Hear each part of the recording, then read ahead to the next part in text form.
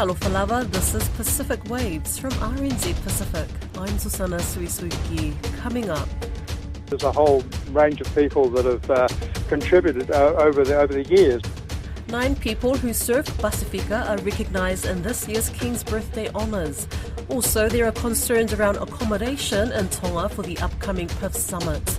And cook a wonderful meal and dance for us, and that's about it. That's the limitations of how they see us. New Zealand Rugby has confirmed it will have Pasifika voices on its board.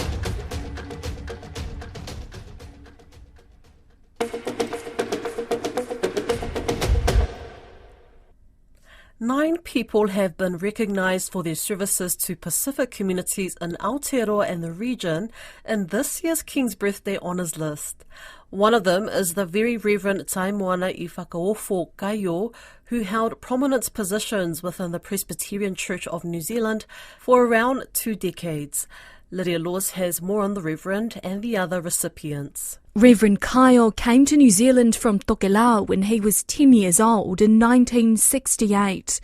Now he's an officer of the New Zealand Order of Merit for his dedication and service. He credits his parents for his success. My parents have taught us, serve to God's work first, and everything else fall in place in that foundation. I thought that's a very good teaching. Samoan actor and writer Anapela Polataivao has also been made an officer of the New Zealand Order of Merit for services to Pacific performing arts. And Niue-born Leitu Ala Ale Ma Liatoa Lin Lolokini Pavihi, a champion of Vangahau Niue, the Niuean language, has been recognised for her service to Pacific education. Those aha moments for our students where we see them stand tall and proud and sing the Niue national anthem and introduce themselves as Sama Niue.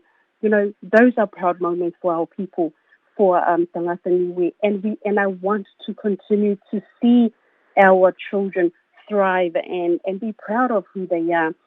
Leitu Ala Ale Ma Liatoa was integral in helping establish the first Niue language bilingual unit, which opened in 2021 at Favona School in Auckland. These are the voices of some of the children at the bilingual unit.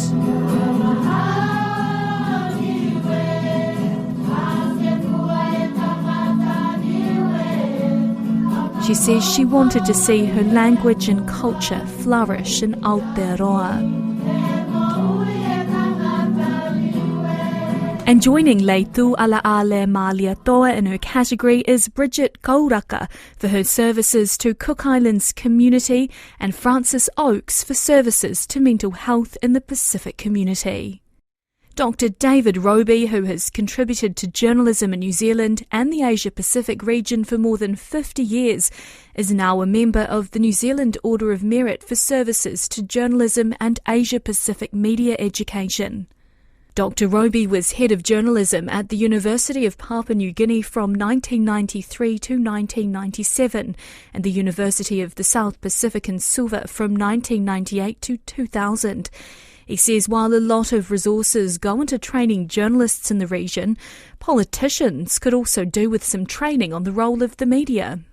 The reality is that probably the politicians need far more training than the journalists, because the politicians need to have a far better understanding of the role of media and the fact that media is not just a parrot for the government policies of the day. Other recipients recognised for their service to Pacific communities this year for the King's Service Medal are Mailingi He Tutu for services to the Niuean community, Tupuna Kairuna for services to the Cook Islands community and performing arts, and Mai Tuteao Karora for services to the Cook Islands community.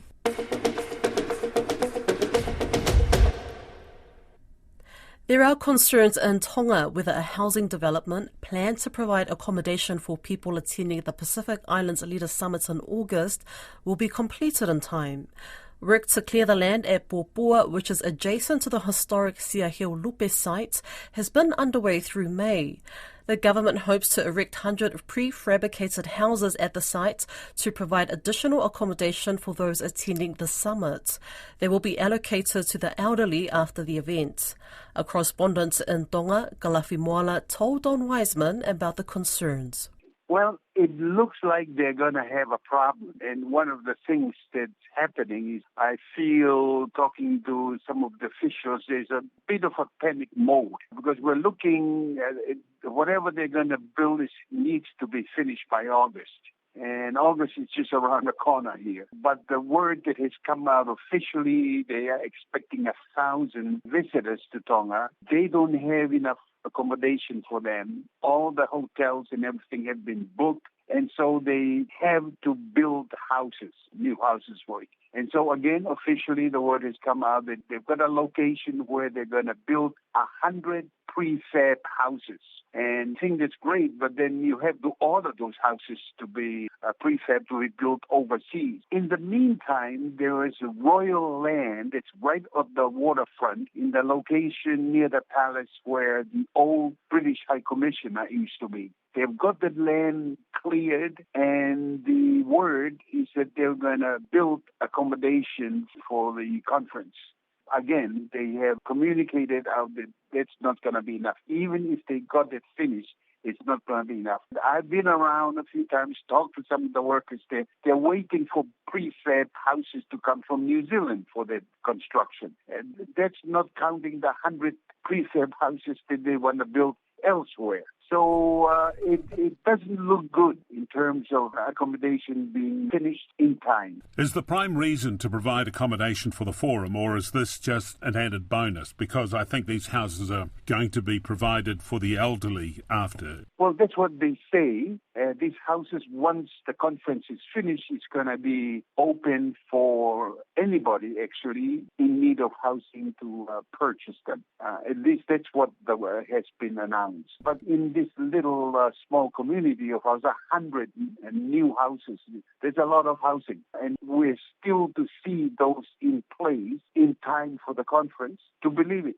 100 houses, of course, could accommodate half the people going to the forum, couldn't they? That's right. So perhaps they might concentrate on getting the first 20 up. Yes, that's correct. The other thing, too, is the funding of all of this. You know, it's been raised locally. One of the development housing project is being funded from the Tonga Development Bank. And yet there are issues that are being raised at the Tonga Development Bank about their financial situation and whether they did have enough funding to fund the project. And it's supposed to be $8-point-something million. So the extra 100 housing, where is it going to be funded? And the other thing, too, that's interesting is this, and this is a big situation here right now. The Chinese are building or have been building a stadium at a very prime location here in Nuku'alofa, near one of the premier high schools called Tonga High School. They're building a stadium, a sporting building, indoor sporting building there. And now, because they don't have anywhere really big enough to hold the forum, the government have approached the Chinese to see if they can please hurry up and finish this construction in time so that they can have the meetings there. It was supposed to be finished by December, so they're going to try to finish by August. I talked to the Chinese officials here. They say, yes, they can finish it for the forum, but it means that it's going to cost more money. It means they're going to have to bring in more labor from China to try to finish it in time. One of the issues that have been raised, is interesting and unique for Tonga probably, is that they have to work on Sundays to be able to finish this project. And you know we have a Sunday law, and so a lot of local people are wishing, why are they working on Sundays? And, of course, they don't know that he's trying to finish the project by August. And so the hosting of the forum here has brought a lot more issues to Tonga than just accommodation. Over 30 yachties fled Noumea in the midst of civil conflict and found refuge in Vanuatu's capital over the past 2 weeks.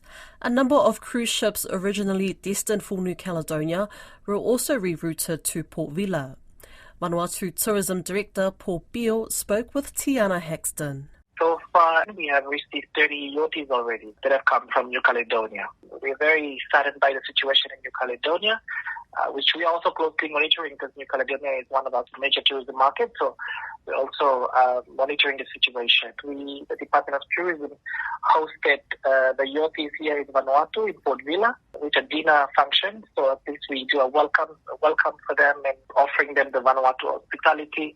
So they'll be here for some time until the situation improves in New Cal. So over 30 so far. Are you expecting more yachties to arrive over the coming week? And what's the general procedure regarding customs clearance and that sort of thing? Yes, we continue to monitor the situations, and different cruise or yacht agents have been in contact with us directly to let us know if there are any new departures expected in Port Vila. So we'll keep monitoring it. We're also working with our yacht clubs here in Efate or in Port Vila to ensure that we have enough capacity to support them. From a border control perspective, the message that's been put out is that all yachties that are currently coming to Vanuatu from Noumea, unfortunately, were not able to complete all the formalities for departure out of New Caledonia.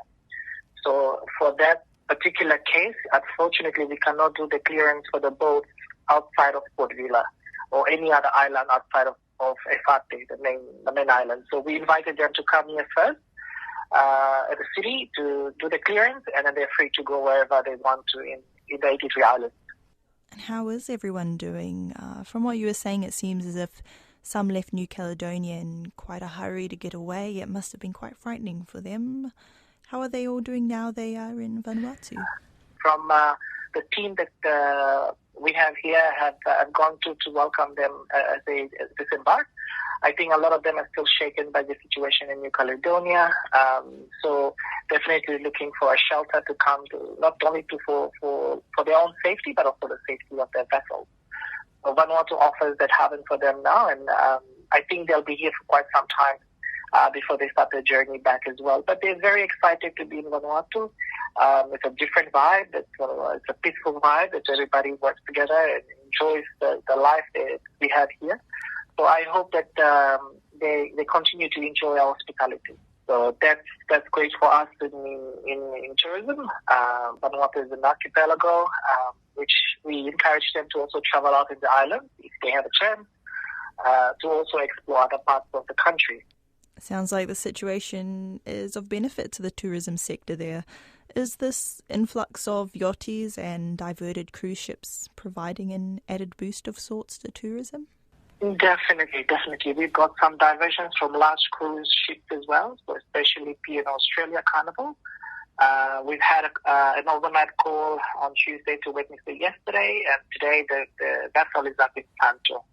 So that is definitely bringing additional visitor arrivals to Vanuatu so that we can maintain business while the government is addressing the issue of flight connectivity issues with the liquidation of Air Vanuatu. So we are very grateful. We continue to work with the cruise lines to see if there are any other opportunities. We're working with the port agent as well to see how we can support the swift clearance of those vessels as they come in. So everyone is working together, whether it's from a tour operator, a cruise agent, restaurants, the town planning as well, municipality. They are all involved to make sure that we ensure a warm welcome for the cruise. We've also received interest from cruise expedition companies. So they're looking at coming to Vanuatu. It's part of their itinerary to come around that part of the world, which they sell into Australia. So that is definitely a good bonus for us to raise the profile for our tourism destination. And yes, on that, what is the latest updates with air traffic following the liquidation of Air Vanuatu earlier this month? I think, I just want to put it out there that we're currently facing an aviation crisis with the lack of having capacity bringing here at the moment. But the message is that we are not in a tourism crisis. A lot of tourism businesses are open to receive guests. As soon as we address our connectivity issues, I am sure we will bounce back as soon as possible. We are a very resilient tourism sector in Vanuatu, and that's the message we want to say, that we are still open for business, and we encourage visitors to not cancel their travels to Vanuatu, but if they could postpone them to a later stage. As soon as flights are reinstated, we'll be able to welcome them to our shore.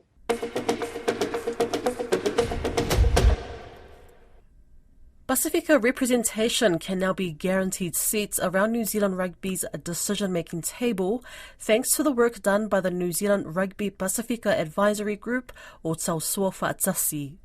The decision by member unions to support Proposal 2 at the NZR Special General Meeting in Wellington last Thursday was a monumental day for Pasifika in rugby. Elias Satora reports. The Pasifika Advisory Group had over the years called for representation around the decision-making tables across all levels of New Zealand rugby.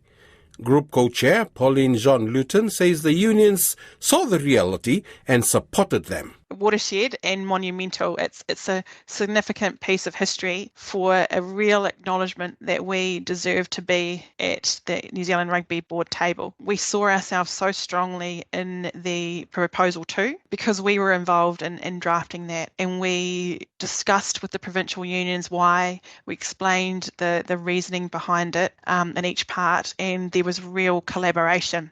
Proposal 2 passed by 69 votes to 21, while the New Zealand Rugby Players Association and Super Rugby franchise-backed Proposal 1 was rejected by 59 votes to 31.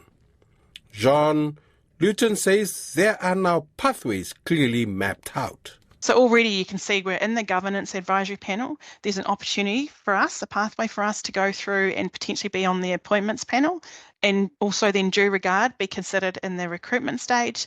And then because it's so clear, the skill matrix requires at least one person to embody Pasifika lived experience, ancestry and authentic relationships. That means that we do have an ability to be at that New Zealand Rugby Board table, and it's explicit. You can't get any better than that. The group's other co-chair, Taunuu Nick Buckledge, says Pasifika has a lot more to offer in decision-making on the development of the game here. They might take Pasifika as, the people that might be good to cook a wonderful meal and dance for us, and that's about it. That's the limitations of how they see us. Whereas in actual fact, we've got a lot more to offer than that. Yesterday's decision really was the result of a number of things, including a strategic approach. New Zealand Rugby Players Association spokesman Patrick Tupulotu says while he was disappointed the proposal they backed did not get through, he believes the community and the sport are more important than the players themselves. Yeah, I think there is a general concern, but I think more so just making it a bit of a sideshow when we could really be making strides during this. For a lot of us, rugby's not forever, but the actual game of rugby and what it does for the community, that's forever. So we want that to outlast what we do as players. Meanwhile, in other Pasifika Sipoti news, the Fijian Drua defeated the Rebels 40-19 in Lautoka on Saturday to line up a Super Rugby Pacific quarterfinal spot against the Blues this coming weekend in Auckland. The Fijiana women's rugby team defeated Samoa 27-13 in Brisbane on Sunday evening in the final game of the 2024 Oceania Women's Championships and have qualified for the 2025 Women's Rugby World Cup. The Fiji men's sevens team took bronze at the Madrid Sevens on Monday morning with a 17-10 win over New Zealand, while the Fijiana sevens team defeated Great Britain 42-7 to claim 7th spot. But disappointing for the Samoa men's sevens team, who have not requalified as a core team for the World Sevens Series, failing to make it through from the Challenger Series in Spain. And the Papua New Guinea Barramundis cricket team lost to the West Indies by 5 wickets in their opening pool game at the ICC T20 World Cup. That's Pacific Waves for today. So listen back, head over to rnz.co.nz/Pacific. We're also on Spotify, Apple and iHeartRadio. From myself and the RNZ Pacific team, tō whā soifua.